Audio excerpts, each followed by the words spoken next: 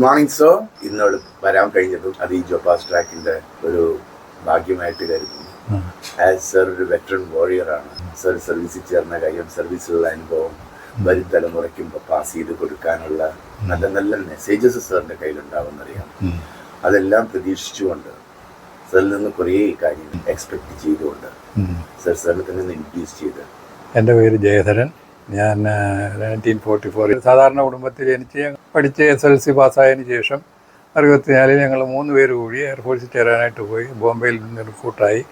അത് 2 പേര്, റാവുത്തർ, ഒരു വത്സൻ. അതിൽ 2 പേര് ഇന്ന് ജീവിച്ചിരിപ്പില്ല. 2 പേരും പോയി, എന്നെക്കാട്ടി മുമ്പേ പോയി. ഞങ്ങൾ ഒന്നിച്ച് ബൽഗാമി ട്രെയിനിങ് കഴിഞ്ഞ് ഞങ്ങൾ ആഗ്രയിൽ 2 പേര് ഒന്നിച്ചാണ് പോസ്റ്റിംഗ് പോയി. ഒരാൾ വേറെ പോയി. ഞങ്ങൾ ഒന്നിച്ച് വാർ ടൈമിൽ 65 വാർ ടൈമിൽ ആഗ്രയിലുണ്ടായിരുന്നു. നല്ല അനുഭവമായിരുന്നു അവിടുത്തെ. എന്തെങ്കിലും വാർ എക്സ്പീരിയൻസ് അന്നാണ് ആദ്യമായിട്ട് ഈ ഫ്രഞ്ച് ചാടി നമ്മൾ ഇരിക്കുന്നതും മോളിൽ നിന്ന് ഇപ്പോൾ ബോംബ് താഴെ വീഴും എന്നുള്ള ഭയപ്പാടിലൊക്കെ ഇങ്ങനെ സംസാരിച്ചുകൊണ്ടിരിക്കുന്നതും. ആഗ്രയിൽ നിന്ന് അങ്ങനെ 6 വർഷം ഞങ്ങൾ ഉണ്ടായിരുന്നു. അത് കഴിഞ്ഞ് എനിക്കും വത്സനും ഞങ്ങൾ 2 പേരും പോസ്റ്റിങ്ങിൽ ഡൽഹിക്ക് പോയി, എയർ കോട്ടേഴ്സിൽ. അവിടെ 4 വർഷം അവിടെ വെച്ചാണ് 71 വാർ നടക്കുന്നു. അന്ന് പിന്നെ അവിടെ ഓപ്പറേഷനായിട്ട് എയർ കോട്ടേഴ്സിൽ ഓപ്പറേഷൻ ഡയറക്ടറേറ്റിലായിരുന്നു നമ്മൾ വർക്ക് ചെയ്തിരുന്നത്. നല്ല ആക്റ്റീവായിട്ട് വർക്ക് ചെയ്തിരുന്നു. എൻ്റെ സിസ്റ്റം ലോജിസ്റ്റിക്കായിരുന്നു എക്യുപ്മെൻറ്റ്. അവിടുത്തെ directorate of engineering A1 work ചെയ്തത്. അപ്പോൾ അവിടെ ഞങ്ങൾ 4 വർഷം ഇരുന്നു. അവിടുന്ന് പിന്നെ പോസ്റ്റിങ്ങിൽ 2 പേരും ഞാൻ അവിടുന്ന് നേരെ കച്ചറാപ്പാറ സ്ക്വാഡനിലേക്ക് പോയി. വത്സൻ പിന്നെ വേറെ യൂണിറ്റിലേക്ക് പോയി. അവിടെ കഴിഞ്ഞ് കുറച്ച് നാൾ കഴിഞ്ഞ് സിംഗാർശിയിലേക്ക് ട്രാൻസ്ഫറായി പോയി. അവിടെ 2 വർഷം ഉണ്ടായിരുന്നു. എനിക്ക് പെട്ടെന്ന് ജനതാ പ്രൊമോഷൻ വന്നുകൊണ്ട് എനിക്ക് ട്രാൻസ്ഫർ ബാംഗ്ലൂരിലേക്ക്. അന്ന് എല്ലാവർക്കും ഒന്നിച്ച് 14 വർഷം കഴിഞ്ഞവർക്ക് സർജൻ്റായിട്ട് ഇമ്മീഡിയറ്റ് പ്രൊമോഷനോടുകൂടി പോസ്റ്റിംഗ്.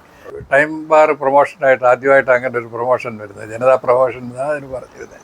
പുതിയ യൂണിറ്റ് പോയാലേ പ്രൊമോഷൻ എടുക്കാൻ പറ്റത്തുള്ളൂ. അങ്ങനെ ഞാൻ അവിടുന്ന് 8 ദിവസം താമസിച്ചാണ് ബാംഗ്ലൂരിൽ വന്ന് ജോയിൻ ചെയ്യുന്നത്. അപ്പോൾ എനിക്ക് സീനിയാരിറ്റി നഷ്ടപ്പെട്ടില്ല. ബാംഗ്ലൂരിൽ വന്ന് ജോയിൻ ചെയ്തു. അങ്ങനെ ഇരുന്നുകൊണ്ട് 83 ഞാൻ കല്യാണം കഴിച്ച്, ഹൈസ്കൂൾ ടീച്ചറെ കല്യാണം കഴിച്ച സരയൂ ദേവി എന്നാണ് പേര്. അപ്പോൾ അത് സരയൂ ദേവി. അപ്പോൾ വയനാട്ടിലായിരുന്നു അവരന്ന് വർക്ക് ചെയ്തിരുന്നത്. അവിടുന്ന് 1 വർഷം കഴിഞ്ഞപ്പോൾ എനിക്ക് വീണ്ടും പോസ്റ്റിംഗ് വന്ന് അലഹബാദിലേക്ക്. ഞാൻ അലഹബാദിലേക്ക് പോയി. കല്യാണം കഴിഞ്ഞ് 1 വർഷം കഴിഞ്ഞപ്പോഴാണ് പോസ്റ്റിംഗ് വന്ന് അലഹബാദിൽ. ഫാമിലിയായിട്ട് പോകാൻ പറ്റത്തില്ല, ടീച്ചറായതുകൊണ്ട്. പിന്നെ അലഹബാദിൽ അങ്ങനെ വർക്ക് ചെയ്ത് അത് കഴിഞ്ഞ് അവിടുന്ന് അലഹബാദിൽ നിന്ന് വീണ്ടും പോസ്റ്റിംഗ് 4 വർഷം കഴിഞ്ഞുകൊണ്ട് എനിക്ക് പോസ്റ്റിംഗ് കോഴ്സ് ഡൽഹിയിലേക്ക് വീണ്ടും പോസ്റ്റിംഗ് വന്ന്. ഇതിനിടയ്ക്ക് വത്സനും പിന്നെ റാവുത്തറും ഞങ്ങൾ 3 പേര് സർവീസിൽ ചേർന്നത്. 3 പേരും 15ഉം 21 വർഷം കഴിഞ്ഞപ്പോൾ പിരിഞ്ഞ് നാട്ടിൽ വന്ന് ഇതിൽ ബിസിനസ്സുമായിട്ടൊക്കെ നടന്ന് അവരുമായിട്ട് അന്നും നല്ല ബന്ധമാണ് പുലർത്തിക്കൊണ്ടിരുന്നത്. പിന്നെ റാവുത്തർ കുറച്ച് നാൾ കഴിഞ്ഞാണ് മരിച്ച. പ്രായമായ 65 വയസ്സായപ്പോൾ റാവുത്തറും മരിച്ചു. അത് കഴിഞ്ഞ് ഡൽഹി അങ്ങനെ റേസ് കോഴ്സിൽ ഞാൻ 6 വർഷത്തോളം റേസ് കോഴ്സിൽ 6 വർഷം ഉണ്ടായിരുന്നു. അവിടെ നിന്ന് എനിക്കൊരു പോസ്റ്റിംഗ് വന്നത് പൂനെക്ക്. അന്ന് എൻ്റെ SLO പറഞ്ഞ് പൂനെക്ക് പോകുന്നില്ല, ട്രിവാൻഡ്രത്തേക്കായിരിക്കും.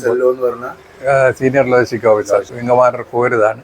പുള്ളി തട്ടിയിട്ട് പറഞ്ഞില്ല, you are going to Trivandrum only, not Pune എന്ന് പറഞ്ഞ്. അങ്ങനെ ആ പോസ്റ്റിംഗ് ക്യാൻസൽ ചെയ്ത് ഞാൻ ട്രിവാൻഡ്രത്ത് പോസ്റ്റിങ്ങിൽ വന്ന്. അത് 95 മേയിലെ ട്രിവാൻഡ്രത്ത് പോസ്റ്റിംഗ് വന്നു. അവിടുന്ന് പിന്നെ അവർ റിട്ടയർ ആകുന്നവരെ 2001 വരെ ട്രിവാൻഡ്രത്ത് തന്നെയാണ്. അവിടുന്ന് 3 പ്രൊമോഷൻ കിട്ടി.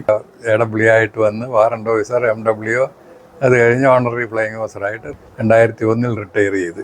അപ്പോൾ ഇതിനിടയ്ക്ക് എനിക്കൊരു കുട്ടി ഉണ്ടായി. അവൻ്റെ പേര് സൂരജ് എന്നാണ്. അവൻ വളർന്ന് എഞ്ചിനീയറിംഗ് കഴിഞ്ഞപ്പോൾ അങ്ങനെ അവസാനം ബാംഗ്ലൂരിൽ കാർഗിൽ ജോയിൻ ചെയ്ത് അവിടെ തന്നെ വർക്ക് ചെയ്തുകൊണ്ടിരിക്കുന്നു. അവൻ വളരെ ഹാപ്പി ആയിട്ട് ഫാമിലിയായിട്ട് ജീവിക്കുന്നു അവിടെ. സർവീസിൽ എനിക്ക് എല്ലാം നല്ല പോസ്റ്റിങ്ങാണ് കിട്ടിയത്. എനിക്ക് അങ്ങനെ കഷ്ടപ്പാടൊന്നും അനുഭവിക്കേണ്ടി വന്നു. ആസാം സൈഡിലെങ്ങും പോയിട്ടില്ല. ഡൽഹി ഇങ്ങനെ സെൻട്രൽ ആൻഡ് സൗത്ത് മാത്രമേ ഇരുന്നിട്ടുള്ളൂ, വേറെ എങ്ങും പോയിട്ടില്ല. അങ്ങനെ സർവീസിൽ കയറിയതിന് ശേഷമാണ് നമുക്കൊരു കോൺഫിഡൻസ് ഉണ്ടായത്. ഫാമിലി നാട്ടിലായിരുന്നു ശരിക്കും മിസ് ചെയ്യുമായിരുന്നു. ഫാമിലി റിയലി മിസ് ചെയ്യുകയാണ്. കാരണം നാട്ടിൽ ഫാമിലി എംപ്ലോയിഡ് ആണെങ്കിൽ നമുക്ക് ബാച്ചിലർ ലൈഫാണല്ലോ യൂണിറ്റിൽ വീണ്ടും ഉണ്ടാവുന്നത്. പിന്നെ വെക്കേഷൻ ടൈമിൽ 1 വർഷത്തിൽ 2 മാസത്തേക്ക് ഫാമിലിയെ കൊണ്ടുപോകാറുണ്ടായിരുന്നു. ഫാമിലിയും കുട്ടിയുമായിട്ട് യാത്ര ചെയ്തിട്ടുണ്ട്. അല്ലെങ്കിൽ ഇപ്പോൾ മിക്കവാറും ഒറ്റയ്ക്കുള്ള ജീവിതമാണ് ത്രൂ ഔട്ട് ദി സർവീസ്. മോൻ പ്രൈവറ്റ് സ്കൂളിലാണ് പഠിച്ചത്. അമ്മയുടെ കൂടെ നിന്നാണ് പഠിച്ചതും. അമ്മയുടെ അമ്മയും എൻ്റെ അമ്മയും ഉണ്ടായിരുന്നു, ജീവിച്ചിരിപ്പുണ്ടായിരുന്നു. അവൻ്റെ അപ്പോൾ അങ്ങനെ വീട്ടിൽ നിന്നാണ് പഠിച്ചത്. മോൻ അത് കഴിഞ്ഞ് പഠിത്തം കഴിഞ്ഞ് എഞ്ചിനീയറിങ്ങിന് പോയി. അത് അവിടെ എഞ്ചിനീയറിങ് പാറ്റൂരിൽ പോയി ഹോസ്റ്റലിൽ താമസിച്ച് അങ്ങനെ 4 വർഷം കഴിഞ്ഞ് എഞ്ചിനീയറിങ് കഴിഞ്ഞ് നാട്ടിൽ നിൽക്കുമ്പോഴാണ് കാർഗിലേക്ക് ജോയിൻ ചെയ്ത് ഇപ്പോൾ കാർഗിലെ ഒരു മെമ്പറായിട്ട് തന്നെ പോകുന്നുണ്ട്. സന്തോഷമായിട്ട് അവരും ഫാമിലിയായിട്ട് ജീവിക്കുന്നു. എയർഫോഴ്സ് അന്ന് എൻ്റെ കൂടെ ഉണ്ടായിരുന്നവരുമായിട്ടും മാക്സിമം ആൾക്കാരുമായിട്ട് ഇപ്പോഴും ആഗ്രയിലുണ്ടായിരുന്ന ഒരു ശങ്കരനാരായണൻ പാലക്കാടുണ്ട്. ശങ്കരനാരായണനുമായിട്ട് എൻ്റെ കല്യാണത്തിനും മകൻ്റെ കല്യാണത്തിനും എല്ലാം അവർ വന്നിട്ടുണ്ട്. അതുപോലെ മാക്സിമം AFAയുടെ മെമ്പേഴ്സുമായിട്ട് മാക്സിമം എയർഫോഴ്സ് അസോസിയേഷൻ്റെ മെമ്പേഴ്സുമായിട്ടെല്ലാം നല്ല കോണ്ടാക്റ്റ് ഉണ്ട്.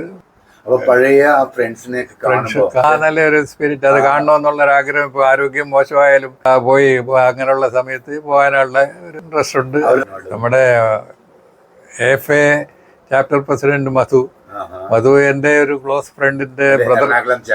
എറണാകുളം ചാപ്റ്റർ മധു എൻ്റെ ഒരു മൂത്ത ബ്രദർ. എൻ്റെ അതും എയർഫോഴ്സ് ആയിരുന്നു. പുള്ളി എൻ്റെ ഒരു ക്ലോസ് ഫ്രണ്ടാണ്. ഇവിടെ കൊല്ലത്തുണ്ട്. മധുവിൻ്റെ വീടും കൊല്ലത്താണ്. അപ്പോൾ അവരൊക്കെ ആയിട്ട് ഇപ്പോഴും നല്ലതാണ്. 1965-ടെയും 71-ടെയും എല്ലാം വാർ മെഡൽസ് എല്ലാം കിട്ടിയിട്ടുണ്ട്. 2 വാർ കണ്ട 2 വാർ ഞാനൊക്കെ സ്വാതന്ത്ര്യം എൻജോയ് ചെയ്യുന്നുണ്ടെങ്കിൽ സാറിന്റെ എഫേർട്ട് എന്തായാലും അവിടെ ഉണ്ടായിരുന്നു. അതിനാദ്യം തന്നെ ഒരു നന്ദി പറയുക. ഇപ്പൊ നമ്മളടുത്ത് സംസാരിച്ച സാറിന്റെ ജീവിത പങ്കാളി ആണ്. മാഡത്തിനോട് എനിക്ക് ചോദിക്കാനുള്ളത് 1-2 ചെറിയ കാര്യങ്ങളാണ്. ഒരു സ്കൂൾ ടീച്ചറായിരുന്നു സാർ. അപ്പൊ ഒരു പട്ടാളക്കാരൻ്റെയാണ് ആലോചന എന്ന് വന്നപ്പോ വാട്ട് വാസ് യുവർ ഇമോഷൻസ്? എന്നെ പോലെ ഒരു ടീച്ചറാകണമെന്നായിരുന്നു ഹസ്ബൻഡ്. എൻ്റെ അച്ഛനും എൻ്റെ മൂത്ത ചേച്ചി ടീച്ചറാണ്. അവർ രണ്ടുപേരുമാണ് പുള്ളിക്കാരനെ കണ്ടത്. അപ്പൊ എന്നോട് ചോദിക്കാതെ തന്നെ അവര് ഡിസിഷൻ എടുത്ത് പിന്നെ വന്ന് കാണണമെന്ന് പറഞ്ഞ് അങ്ങനെ വിളിച്ച് അവര് തന്നെ നടത്തി. അങ്ങനെ എന്നെ വയനാട്ടിൽ ഞാൻ താമസിക്കുന്ന ഹോസ്റ്റലിൽ വന്ന് എൻ്റെ ഫ്രണ്ട്സും ഒക്കെ ആയിട്ടാണ് പുള്ളിക്കാരനെ കാണുന്നത്. അന്ന് അച്ഛനും വീട്ടിലുള്ളവർ പറയുന്ന അനുസരിക്കാന്ന് മാത്രമേ ഉള്ളൂ. ആദ്യം വേണ്ടെന്നൊക്കെ പറഞ്ഞെങ്കിലും പിന്നെ സമ്മതിച്ചു. അവിടെ ചെന്നപ്പോൾ നമുക്ക് ആദ്യം എനിക്ക് കുറച്ച് അത്ഭുതങ്ങളും ഇതൊക്കെ തോന്നി. ഇവരുടെ സർവീസിന്റെ രീതികളൊക്കെ അന്ന് ആദ്യമായിട്ടാണ് കാണുന്നത്. കുറെ അവിടെ വെച്ച് കുറെ നല്ല ഫ്രണ്ട്സിനെ കിട്ടിയായിരുന്നു. ആദ്യമൊക്കെ നമുക്ക് ആദ്യം പ്രയാസം തോന്നിയെങ്കിലും പിന്നെ അവരോടൊക്കെ ഇടവഴി കഴിഞ്ഞപ്പോഴാണ് ഈ ജീവിതം ഒരു ഡിയറസ്റ്റ് ഫ്രണ്ട്സ് ഒക്കെ നമ്മുടെ ഇവരുടെ ഞങ്ങളുടെ അടുത്തൊക്കെ ഉള്ളവരൊക്കെ തന്നെയുണ്ട്. അപ്പൊ അവരൊക്കെ ആയിട്ട് എനിക്ക് ഭയങ്കര പോകുമ്പോൾ അവരെ കാണാമല്ലോ എന്നുള്ളൊരു സന്തോഷം. പിന്നെ അവരുടെ പിള്ളേരും ഞങ്ങൾ എന്നിട്ട് അവരുമായിട്ട് നല്ല വിധത്തിൽ മുന്നോട്ട് പോയി. അതൊക്കെ സന്തോഷകരമായ അനുഭവം. അത് ഇന്നും അവരുമായിട്ടുള്ള ബന്ധമുണ്ട്. പട്ടാളക്കാരുടെ ജീവിതം ഏറ്റവും നല്ലതാണ്.